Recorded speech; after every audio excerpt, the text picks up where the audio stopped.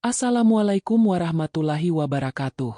Pernahkah kita merasa bahwa tubuh kita sebenarnya sedang berbicara, tetapi kita tidak pernah benar-benar mendengarkannya? Ketika hati gelisah, bahu menjadi tegang. Ketika pikiran penuh tekanan, napas menjadi pendek. Ketika kita marah, rahang mengeras. Ketika takut, dada terasa sesak. Dan ketika hati tenang, seluruh tubuh seolah ikut menghela napas panjang. Menariknya, jauh sebelum ilmu psikologi modern membahas hubungan antara pikiran, emosi, dan tubuh, Islam telah menghadirkan sebuah amalan yang bukan hanya menenangkan jiwa, tetapi juga memengaruhi bahasa tubuh seseorang. Amalan itu adalah zikir. Hari ini kita akan membahas bagaimana zikir tidak hanya menjadi ibadah lisan, tetapi juga menjadi sarana untuk mengenal bahasa tubuh, memahami kondisi batin, dan membangun ketenangan yang terpancar melalui gerak, ekspresi, serta sikap hidup sehari-hari. Banyak orang mengira bahasa tubuh hanya tentang cara berdiri, cara berjalan, atau cara berbicara. Padahal bahasa tubuh jauh lebih dalam daripada itu. Bahasa tubuh adalah pesan yang dikirimkan oleh tubuh kita secara terus-menerus.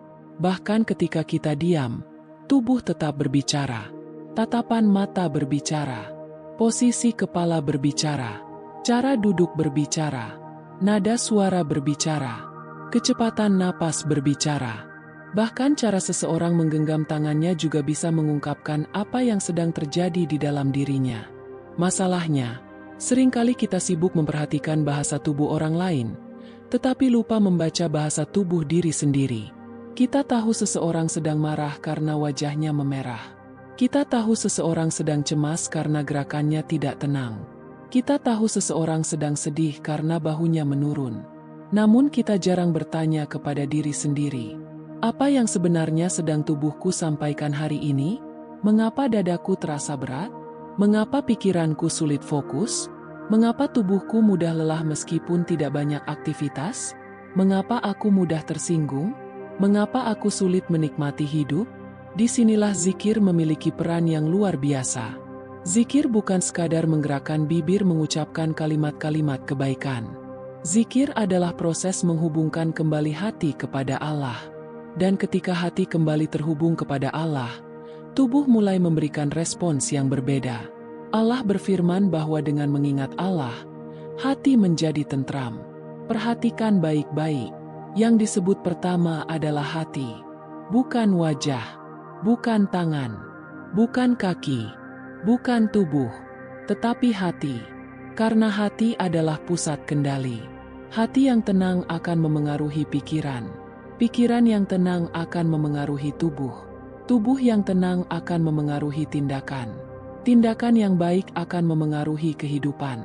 Semuanya berawal dari hati. Maka ketika zikir menenangkan hati, sebenarnya efeknya menjalar ke seluruh tubuh. Coba bayangkan seseorang yang sedang tenggelam dalam kecemasan. Napasnya menjadi pendek, denyut jantungnya meningkat, otot-ototnya menegang, wajahnya terlihat tegang, tatapannya gelisah. Tubuhnya sedang mengirimkan pesan bahwa ada ketakutan di dalam dirinya. Sekarang bayangkan orang yang sama duduk dengan tenang. Ia mengucapkan subhanallah, alhamdulillah, Allahu Akbar, la ilaha illallah. Berulang kali, perlahan, penuh kesadaran, tidak tergesa-gesa, tidak sekadar menggugurkan hitungan, tetapi benar-benar menghadirkan hati. Apa yang terjadi? Napas mulai melambat, detak jantung mulai stabil, otot-otot mulai rileks, wajah menjadi lebih lembut, bahu yang semula tegang mulai turun, tubuh mulai mengirimkan pesan yang berbeda. Inilah salah satu keajaiban zikir. Zikir mengubah kondisi batin, dan perubahan batin memengaruhi bahasa tubuh. Ada sebuah kebiasaan menarik yang bisa kita lakukan. Sebelum berzikir, amati tubuh kita. Bagaimana posisi bahu kita? Bagaimana kondisi wajah kita? Bagaimana ritme napas kita? Apakah rahang terasa kaku? Apakah dada terasa sesak? Apakah pikiran berlari kemana-mana? Kemudian lakukan zikir dengan tenang selama beberapa menit. Setelah itu amati kembali. Banyak orang terkejut melihat perbedaannya. Mereka baru menyadari bahwa selama ini tubuh mereka menyimpan begitu banyak ketegangan yang tidak mereka sadari. Zikir menjadi seperti cermin yang membantu kita mengenali keadaan diri. Karena sesungguhnya mengenal diri adalah langkah awal menuju perbaikan diri. Orang yang tidak mengenal dirinya akan sulit memperbaiki dirinya. Ia sibuk menyalahkan keadaan, menyalahkan orang lain, menyalahkan masa lalu. Padahal akar masalahnya seringkali ada di dalam dirinya sendiri. Zikir membantu kita kembali pulang kepada diri sendiri, kembali mendengar suara hati, kembali memahami sinyal-sinyal tubuh, kembali menyadari bahwa kita adalah makhluk yang membutuhkan Allah setiap saat.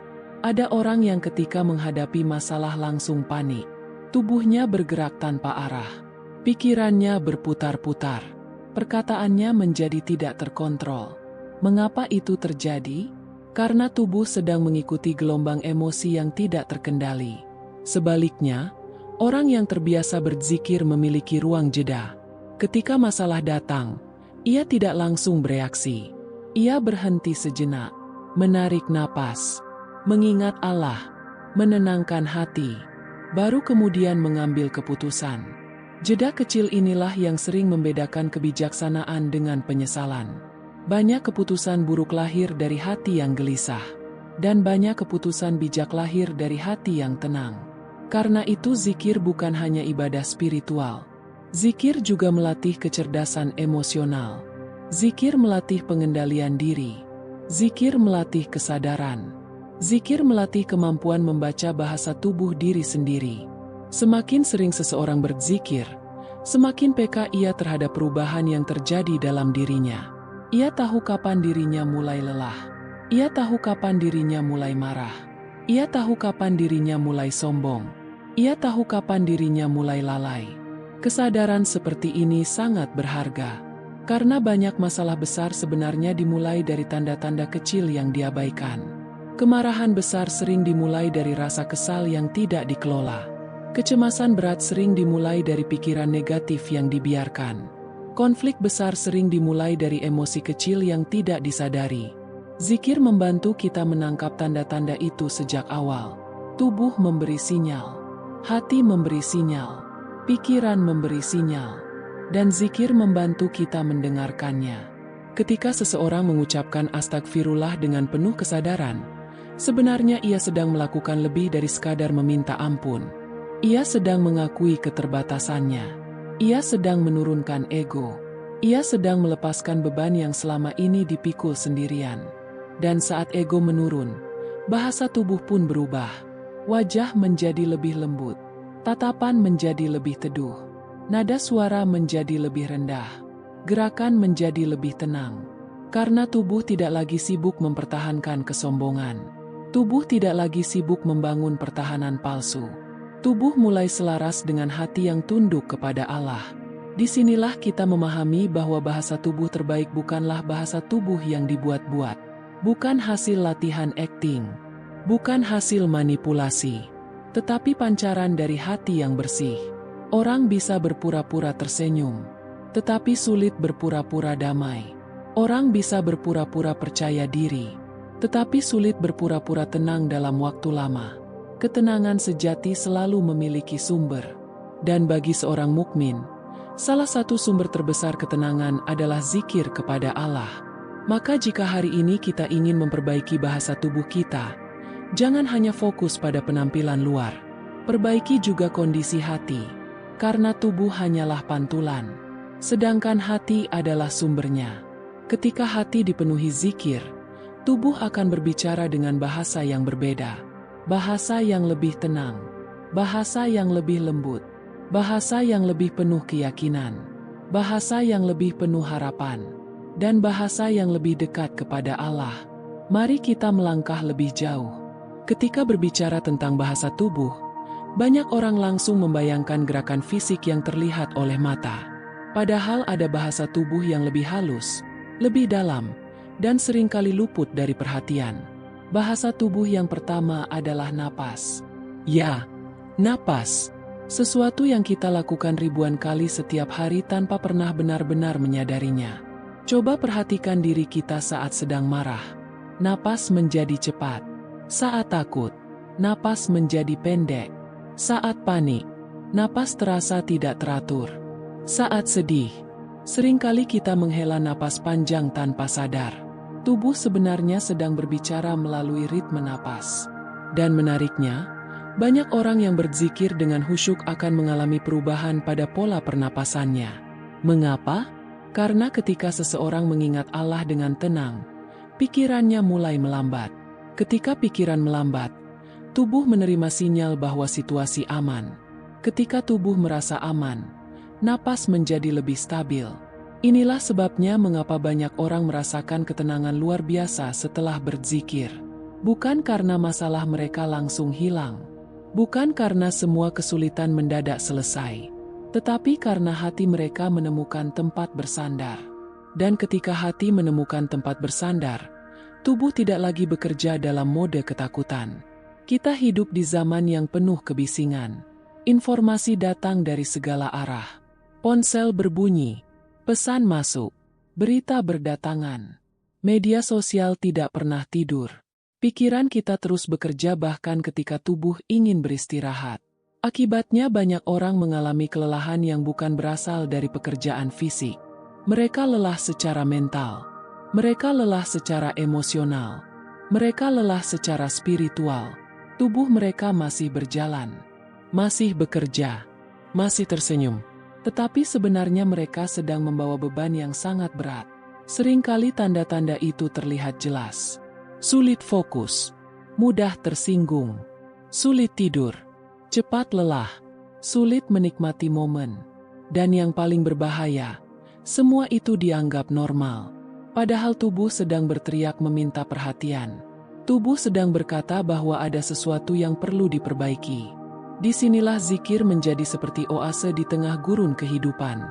Zikir memberikan ruang bagi hati untuk beristirahat, memberikan kesempatan bagi pikiran untuk tenang, memberikan peluang bagi tubuh untuk kembali seimbang. Bayangkan sebuah gelas yang terus diisi air tanpa pernah dikosongkan. Lama-kelamaan air akan meluap. Begitu juga pikiran manusia. Jika terus diisi kekhawatiran, tekanan, ketakutan, kecemasan, dan berbagai beban hidup tanpa pernah dibersihkan, maka suatu saat akan meluap. Zikir adalah salah satu cara membersihkan gelas itu. Setiap kali mengucapkan subhanallah, kita sedang mengingat kebesaran Allah. Setiap kali mengucapkan alhamdulillah, kita sedang melatih rasa syukur. Setiap kali mengucapkan Allahu Akbar, kita sedang mengingat bahwa masalah sebesar apapun tidak lebih besar daripada Allah. Setiap kali mengucapkan la ilaha illallah, kita sedang menegaskan kembali pusat kehidupan kita. Dan setiap kali mengucapkan astagfirullah, kita sedang membersihkan hati dari beban yang tidak perlu. Perhatikan bagaimana kalimat-kalimat zikir bukan sekadar rangkaian kata. Masing-masing memiliki pengaruh terhadap cara kita memandang hidup. Cara pandang memengaruhi emosi. Emosi memengaruhi tubuh. Tubuh memengaruhi tindakan. Inilah rantai yang saling terhubung. Ada sebuah fenomena yang sering terjadi dalam kehidupan sehari-hari. Ketika seseorang menghadapi masalah besar, tubuhnya cenderung mengecil. Bahu turun, pandangan tertunduk, langkah melambat, suara melemah, tubuh seolah kehilangan energi. Sebaliknya ketika seseorang memiliki harapan, tubuhnya tampak berbeda. Tatapan lebih hidup, langkah lebih mantap, wajah lebih cerah, nada suara lebih jelas. Apa yang membedakan keduanya?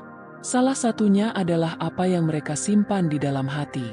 Orang yang kehilangan harapan seringkali merasa dirinya sendirian. Sedangkan orang yang berzikir terus-menerus mengingat bahwa dirinya tidak pernah sendiri. Allah selalu bersamanya. Kesadaran ini menciptakan kekuatan yang luar biasa. Bukan kekuatan fisik, tetapi kekuatan batin. Dan kekuatan batin selalu tercermin melalui bahasa tubuh. Lihatlah orang yang benar-benar yakin kepada pertolongan Allah. Mereka tidak selalu bebas dari masalah. Mereka tidak selalu kaya. Mereka tidak selalu memiliki kehidupan yang sempurna. Tetapi ada sesuatu yang berbeda. Mereka memiliki ketenangan. Mereka memiliki keteguhan. Mereka memiliki kestabilan. Bahasa tubuh mereka tidak mudah goyah oleh perubahan keadaan. Karena pondasi mereka berada di tempat yang kokoh. Zikir mengajarkan kita untuk tidak menggantungkan ketenangan pada situasi. Sebab situasi selalu berubah. Hari ini mudah, besok sulit. Hari ini sehat, besok sakit. Hari ini berhasil, besok gagal. Jika ketenangan kita bergantung pada keadaan, maka kita akan terus naik turun tanpa kendali. Namun jika ketenangan kita bergantung kepada Allah, maka kita memiliki pusat yang tetap. Inilah salah satu rahasia besar dari zikir. Zikir bukan mengubah dunia di luar kita terlebih dahulu. Zikir mengubah dunia di dalam diri kita. Dan ketika dunia di dalam berubah, cara kita menghadapi dunia luar juga berubah. Coba renungkan. Dua orang bisa menghadapi masalah yang sama, masalah yang identik, tantangan yang identik, kesulitan yang identik. Namun respons mereka berbeda. Yang satu panik, yang satu tenang, yang satu putus asa, yang satu tetap optimis, yang satu menyerah, yang satu terus berjuang. Perbedaannya seringkali bukan pada masalah, tetapi pada kondisi hati. Karena hati adalah pusat kendali kehidupan.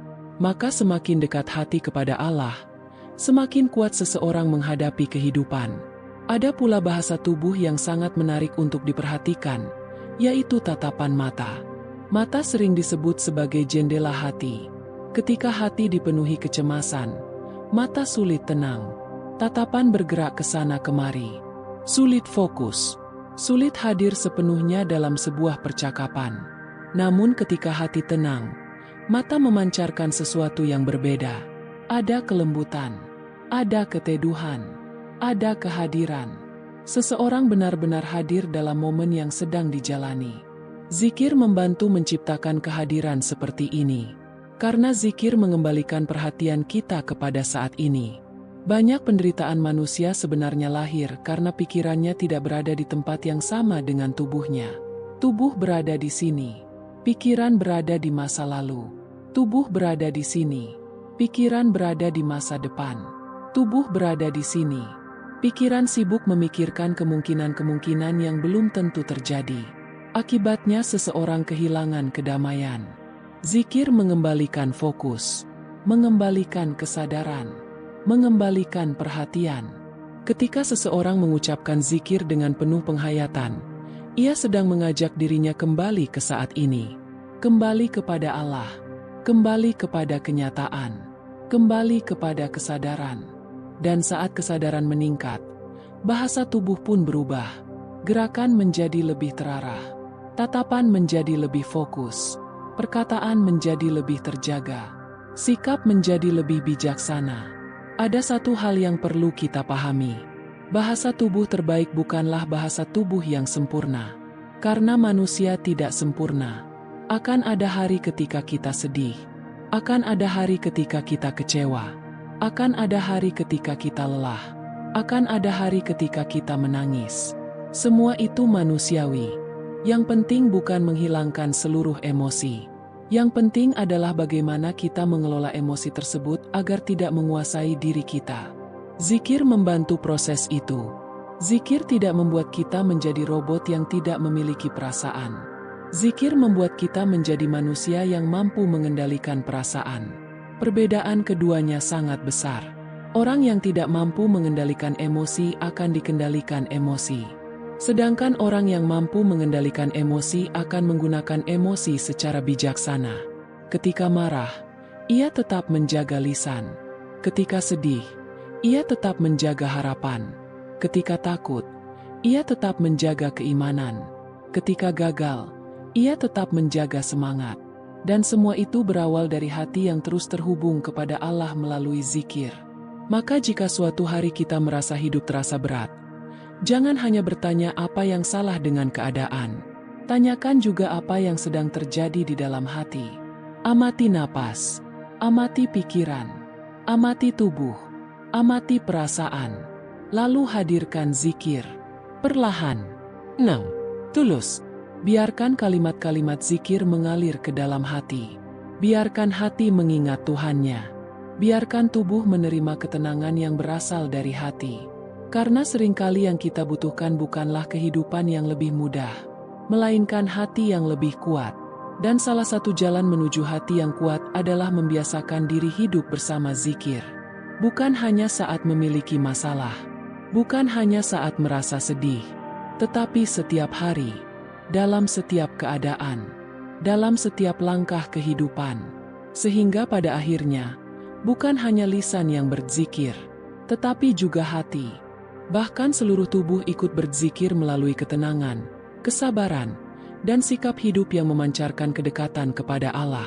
Sahabat yang dirahmati Allah, setelah kita berbicara panjang tentang bahasa tubuh, tentang hati, tentang pikiran, tentang emosi, dan tentang zikir, pada akhirnya kita sampai pada sebuah kesimpulan yang sangat sederhana namun begitu mendalam.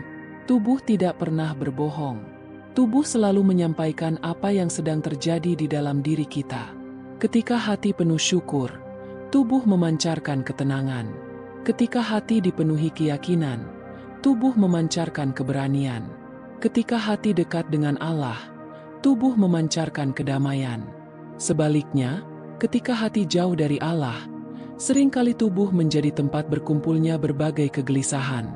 Mungkin selama ini kita terlalu sibuk memperbaiki penampilan luar. Kita memperhatikan pakaian. Kita memperhatikan gaya bicara. Kita memperhatikan cara berjalan. Kita memperhatikan bagaimana orang lain melihat kita. Namun kita lupa memperhatikan sumber dari semuanya, yaitu hati. Padahal jika hati baik, banyak hal akan ikut membaik. Jika hati tenang, wajah menjadi teduh. Jika hati ikhlas, ucapan menjadi lembut. Jika hati dipenuhi zikir, sikap menjadi lebih bijaksana. Karena apa yang ada di dalam pada akhirnya akan muncul keluar. Air yang jernih akan menghasilkan aliran yang jernih. Pohon yang sehat akan menghasilkan buah yang baik. Hati yang dekat kepada Allah akan menghasilkan perilaku yang menenangkan.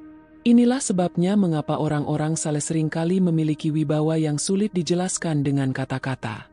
Bukan karena mereka selalu berbicara banyak. Bukan karena mereka selalu tampil sempurna. Bukan karena mereka memiliki kekuasaan. Tetapi karena hati mereka dipenuhi oleh zikir kepada Allah. Ketenangan itu memancar. Kesabaran itu terlihat. Keikhlasan itu terasa. Dan semua itu berbicara lebih kuat daripada ribuan kata. Bayangkan jika setiap hari kita melatih diri untuk lebih banyak berzikir. Ketika bangun tidur kita mengingat Allah. Ketika bekerja kita mengingat Allah. Ketika menghadapi masalah kita mengingat Allah. Ketika mendapatkan nikmat kita mengingat Allah. Ketika merasa takut kita mengingat Allah. Ketika merasa bahagia kita mengingat Allah. Sedikit demi sedikit hati akan berubah. Sedikit demi sedikit cara berpikir akan berubah. Sedikit demi sedikit cara memandang kehidupan akan berubah. Dan tanpa kita sadari, bahasa tubuh kita juga berubah. Kita menjadi lebih tenang menghadapi masalah. Lebih sabar menghadapi manusia. Lebih kuat menghadapi ujian. Lebih bersyukur menerima nikmat. Lebih ikhlas menjalani kehidupan. Mungkin masalah belum sepenuhnya selesai. Mungkin jalan hidup masih penuh tantangan. Mungkin masih ada luka yang belum sembuh. Mungkin masih ada doa yang belum terjawab.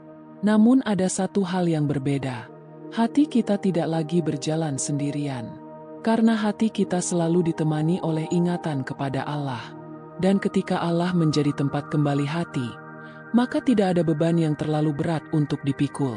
Tidak ada ketakutan yang terlalu besar untuk dihadapi. Tidak ada kesedihan yang terlalu gelap untuk dilewati. Sebab cahaya zikir selalu membuka jalan bagi hati yang ingin kembali kepadanya. Maka mulai hari ini, mari jadikan zikir bukan sekadar rutinitas. Bukan sekadar hitungan. Bukan sekadar kebiasaan lisan. Tetapi jadikan zikir sebagai cara hidup. Jadikan zikir sebagai teman perjalanan. Jadikan zikir sebagai sumber kekuatan. Jadikan zikir sebagai jembatan yang menghubungkan hati kita dengan Allah di setiap keadaan. Saat hati mulai gelisah, berzikirlah. Saat pikiran mulai penuh, berzikirlah. Saat tubuh mulai lelah, berzikirlah. Saat hidup terasa berat, berzikirlah. Dan saat hidup terasa indah, jangan lupa untuk tetap berzikirlah. Karena orang yang selalu mengingat Allah tidak berarti hidupnya tanpa masalah. Tetapi ia memiliki tempat terbaik untuk kembali ketika masalah datang. Sebelum kita mengakhiri pembahasan ini, saya ingin mengajak Anda untuk melakukan satu hal sederhana. Setelah video atau kajian ini selesai, jangan langsung beranjak. Luangkan beberapa menit. Duduklah dengan tenang. Tarik napas perlahan. Pejamkan mata jika diperlukan. Lalu ucapkan zikir yang paling Anda sukai. Subhanallah, Alhamdulillah, Allahu Akbar, La ilaha illallah, atau astagfirullah. Rasakan setiap kalimatnya. Hayati maknanya. Perhatikan bagaimana hati Anda merespons. Perhatikan bagaimana tubuh Anda merespons. Dan mulailah mengenal bahasa tubuh Anda melalui zikir. Karena bisa jadi selama ini tubuh Anda sedang menunggu satu hal yang sangat sederhana, yaitu hati yang kembali mengingat Tuhannya. Semoga Allah menjadikan kita termasuk hamba-hamba yang lisannya basah dengan zikir, hatinya hidup dengan keimanan, pikirannya dipenuhi prasangka baik, dan tubuhnya memancarkan ketenangan yang mengajak manusia semakin dekat kepada Allah Subhanahu wa Ta'ala. Amin ya Rabbal Alamin. Jika pembahasan ini memberikan manfaat, jangan lupa untuk mendukung dakwah dan penyebaran ilmu dengan menyukai, membagikan, dan mengirimkan konten ini kepada keluarga, sahabat, serta orang-orang yang Anda cintai. Tuliskan juga di kolom komentar, zikir apa yang paling sering menenangkan hati Anda ketika menghadapi ujian kehidupan. Semoga pengalaman Anda dapat menjadi inspirasi dan penguat bagi saudara-saudara kita yang sedang berjuang menemukan ketenangan. Dan jika Anda ingin mendapatkan lebih banyak kajian motivasi Islami, pengembangan diri, serta renungan yang menyejukkan hati, silakan ikuti kanal ini dan aktifkan notifikasi agar tidak ketinggalan pembahasan berikutnya. Terima kasih atas waktu dan kebersamaan Anda. Semoga Allah senantiasa menjaga hati, pikiran, dan langkah kita dalam kebaikan. Wassalamualaikum warahmatullahi wabarakatuh.